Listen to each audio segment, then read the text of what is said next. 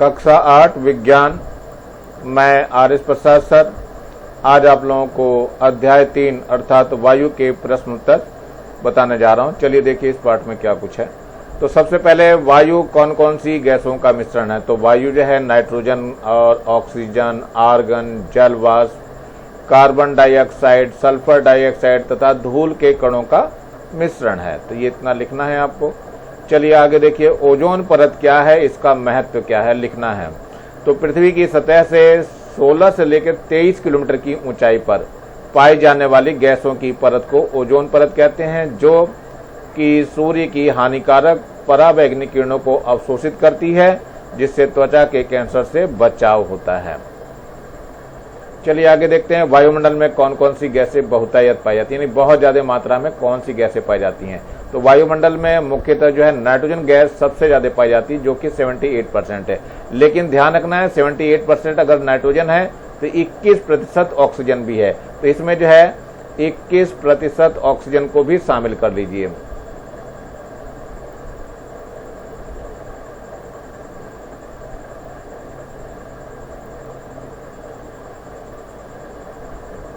यानी 21% ऑक्सीजन भी पाई जाती है। तो ये दोनों गैसें ही बहुत ज्यादा मात्रा में पाई जाती हैं।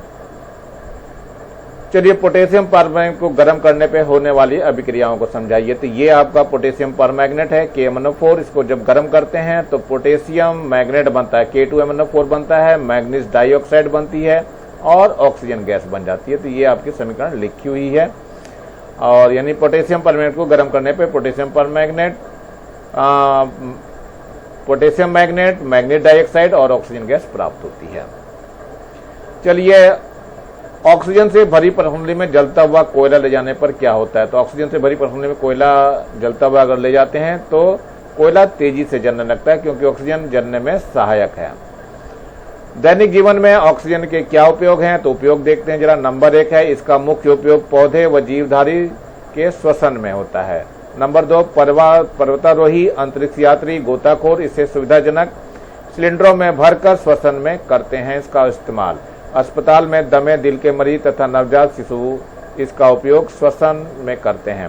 वेल्डिंग में इसका उपयोग धातुओं को जोड़ने में किया जाता है। वायु को प्रदूषित करने वाली प्रमुख गैसें कौन कौन सी हैं। तो वायु को प्रदूषित करने वाली प्रमुख गैसें कार्बन मोनोऑक्साइड है, सल्फर डाइऑक्साइड है, नाइट्रोजन के ऑक्साइड है तथा अन्य निलंबित कण है जो इसमें प्रदूषण का कार्य करते हैं।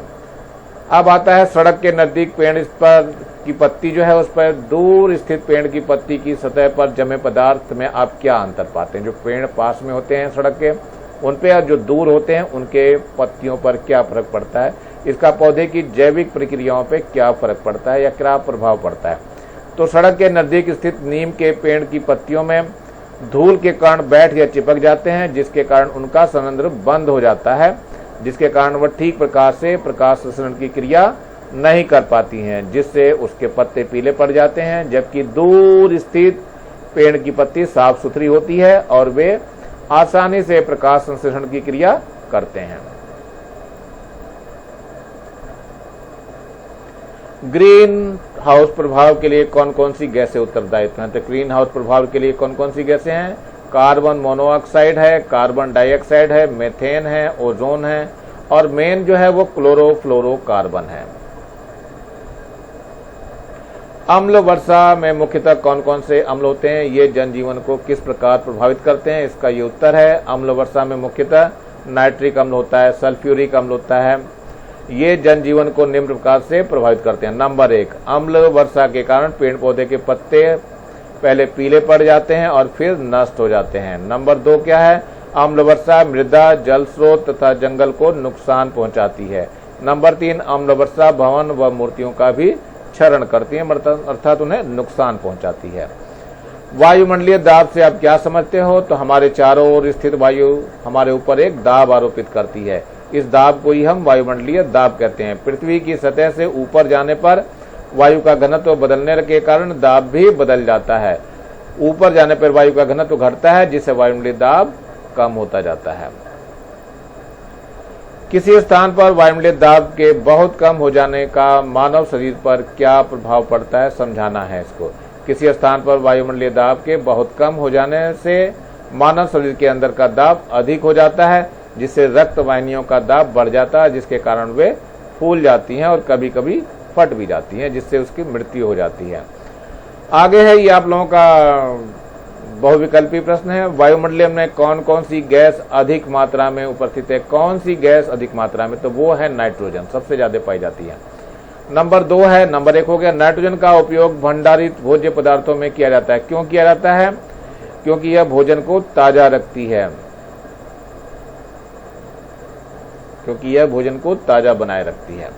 चलिए, पारे के स्तंभ का कौन सा मान मानक वायुमंडलीय दाब को दर्शाता है? तो ये 76 सेंटीमीटर, यानी क इसका ऑप्शन सही है।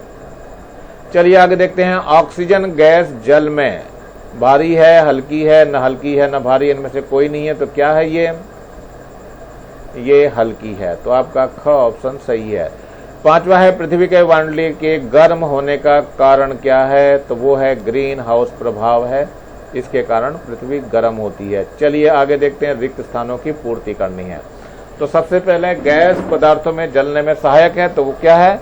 ऑक्सीजन है। तो यहाँ पर ऑक्सीजन लिखना है आपको, ऑक्सीजन गैस जलने में सहायक है। नंबर 2 है, नाइट्रोजन युक्त उर्वरक प्राप्त करने हेतु यूरिया प्रमुख स्रोत है, इसका है यूरिया।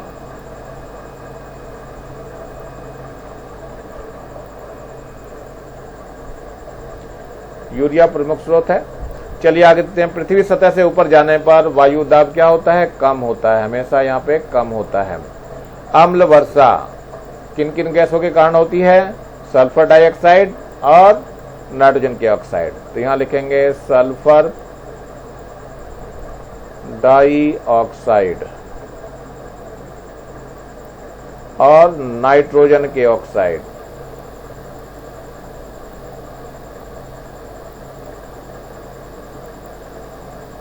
के कारण होती है। ऑक्सीजन पानी में होती है, क्या है? घुलनशील होती है, तो यहां पे लिखेंगे घुलनशील होती है।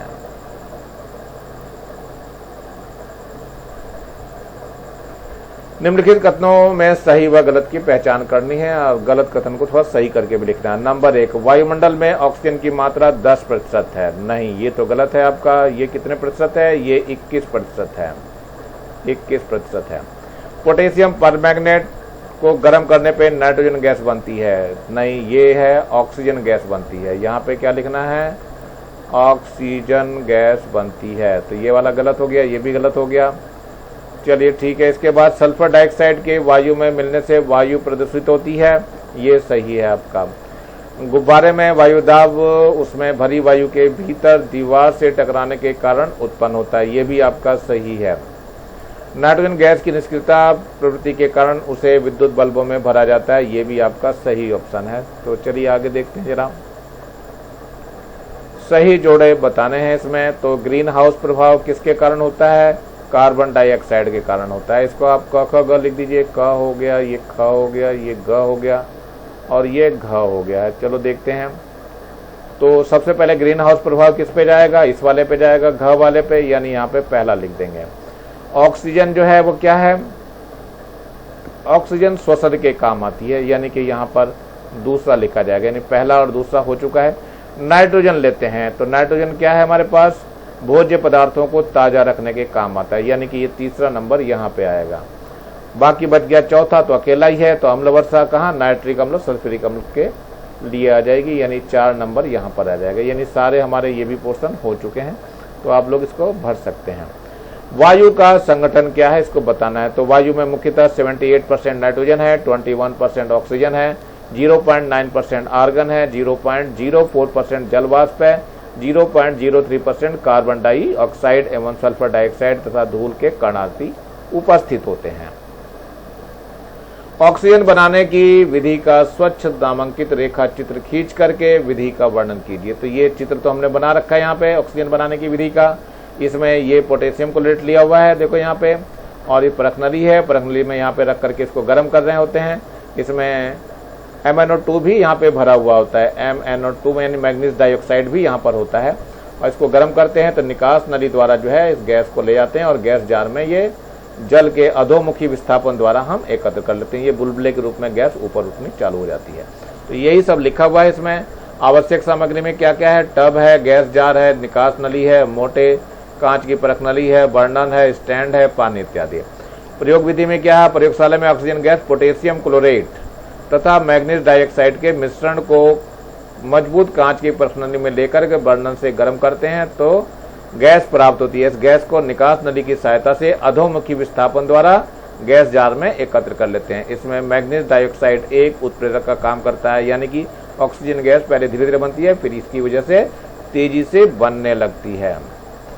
चलिए, वायु प्रदूषण के विभिन्न कारण लिख करके उसे रोकने के आप क्या उपाय कर सकते हैं ये बताना है। तो वायु प्रदूषण के कारण नंबर 1 है कार हो गया, बस हो गया, ट्रक हो गया, तिपहिया वाहन हो गया, ऑटो रिक्शा हो गया, पेट्रोल या डीजल से चलते हैं जिसके जलने पर जलने की अधूरी क्रिया के कारण काफी मात्रा में कार्बन मोनोऑक्साइड, नाइट्रोजन के ऑक्साइड इत्यादि निकलते हैं। नंबर 2 है स्टील उद्योग, सीमेंट उद्योग, उर्वरक उद्योग आदि औद्योगिक संस्थानों से निकलने वाला प्रदूषित ठोस कण होते हैं। वायु प्रदूषण रोकने के उपाय देखिए, जीवाश्म ईंधन का उपयोग कम करना होता चाहिए और अधिक से अधिक पेड़ पौधे लगाने चाहिए। फैक्ट्री की चिमनियां बहुत ऊंची बनानी चाहिए। औद्योगिक संस्थानों में निर्माण की प्रक्रिया में बदलाव लाना चाहिए। सौर ऊर्जा और पवन ऊर्जा का अधिक से अधिक उपयोग करना चाहिए। वाहनों की वायु प्रदूषण संबंधित जांच नियमित रूप से करनी चाहिए। नाइट्रोजन गैस के प्रमुख उपयोग लिखना है। तो नंबर 1 है यह पौधों और जीवधारुओं की वृद्धि हेतु आवश्यक है। नंबर 2 है नाइट्रोजन का उपयोग यूरिया जैसे उर्वरक बनाने में किया जाता है। नंबर 3 निष्क्रिय प्रवृत्ति के कारण विद्युत लैंपों में नाइट्रोजन भरकर इसका उपयोग किया जाता है। नंबर 4 नाइट्रोजन का उपयोग भोज्य पदार्थों को तरोताजा बनाए रखने के लिए किया जाता है। अम्ल वर्षा क्या है, हमारे लिए किस प्रकार हानिकारक है? तो वायुमंडल में विभिन्न कारणों से सल्फर और नाइट्रोजन के ऑक्साइड मिलते हैं। वर्षा के समय ये ऑक्साइड जल में घुल करके वर्षा के जल को अत्यधिक अम्लीय बना देते हैं, जिसे अम्ल वर्षा कहते हैं। यह हमारे लिए निम्न प्रकार हानिकारक है। नंबर 1 फसलों एवं पेड़ों को पौधों को नष्ट कर देती है। नंबर 2 जल स्रोत को प्रदूषित कर देती है। ग्रीन हाउस प्रभाव क्या चीज है? तो ग्रीन हाउस गैसों में पृथ्वी द्वारा विकिरित ऊष्मा को अवशोषित करने की प्रवृत्ति होती है। इसी को ग्रीन हाउस प्रभाव कहते हैं। यह वायुमंडल को गर्म रखने में सहायता प्रदान करती है। ग्रीन हाउस पौधा घर क्या है? ठंडे प्रदेशों में पौधों को जीवित रखने के लिए कांच के घर में रखा जाता है, जिससे सूर्य का प्रकाश पौधों तक पहुंचता है, किंतु कांच की दीवारें पृथ्वी द्वारा परावर्तित अवरक्त किरणों को बाहर जाने नहीं देती, जिससे अंदर का वातावरण गर्म रहता है और पौधों को जीवित रहने के लिए आवश्यक ऊष्मा प्राप्त होती है। इस प्रकार के घर को पौधा घर या ग्रीन हाउस कहते हैं। ये चित्र आपको दिखाया हुआ है। ऑक्सीजन के भौतिक गुण लिखिए। ऑक्सीजन के भौतिक गुण नंबर 1 यह रंगहीन, गंधहीन तथा स्वादहीन गैस है। नंबर 2 क्या है? यह जल में घुलनशील होने के कारण जलीय जीव जंतु इसका उपयोग करते हैं। नंबर 3 यह स्वयं नहीं जलती किंतु जलने में सहायता करती है। नंबर 4 यह वायु से भारी तथा जल से हल्की होती है। ऑक्सीजन के रासायनिक गुण लिखिए। क्या क्या है? ऑक्सीजन के धातु तथा अधातु से संयोग करके ऑक्साइड बनाती है। जैसे मैग्नीशियम से तार को हवा में जलाने पर क्या बनता है? प्रकाश तथा जल के साथ सफेद चूर्ण यानी मैग्नीशियम ऑक्साइड बनाती है। ये मैग्नीशियम है। मैग्नीशियम ऑक्सीजन से विक्रिया करता है और मैग्नीशियम ऑक्साइड बनाता है। ये धातु है। ये क्या चीज है? धातु है। और ये अधातु है। कार्बन ऑक्सीजन से विक्रिया करके कार्बन डाइऑक्साइड बनाती है। सल्फर ऑक्सीजन से क्रिया करके सल्फर डाइऑक्साइड बना लेती है। तो ये नीचे मैंने लिख रखे हैं, समीकरणें हैं, समीकरणें आपको देनी पड़ेंगी। वायु प्रदूषण क्या है, इसका अर्थ समझाना है आपको। वायु प्रदूषण का अर्थ क्या होता है? निलंबित कणों व अवांछित गैसों का हमारे वातावरण में इतनी अधिक मात्रा में पाया जाना जिससे मनुष्य, जीव जंतुओं व अन्य वस्तुओं को हानि पहुंचे। ओजोन परत का क्या कार्य है? तो ओजोन परत सूर्य से आने वाली हानिकारक पराबैंगनी किरणों का अवशोषण कर हमारे लिए सुरक्षा कवच प्रदान करती है।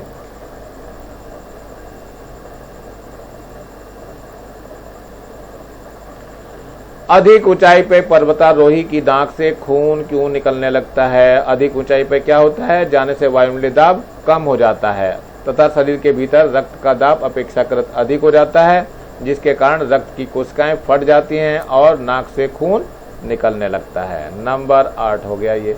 वायुमंडलीय दाब मापक यंत्र को क्या कहते हैं? तो वायुमंडलीय दाब मापक यंत्र को बैरोमीटर कहते हैं। इसका नाम बैरोमीटर है, या इसको वायु दाब मापी भी कहते हैं।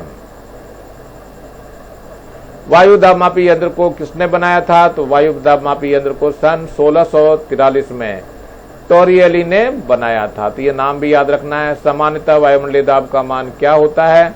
तो सामान्यतः वायुमंडलीय का दाब 1.013 × 10⁵ पास्कल या न्यूटन प्रति मीटर स्क्वायर या 76 सेंटीमीटर के बराबर होता है। ये लेसन यहीं समाप्त हो रहा है बच्चों।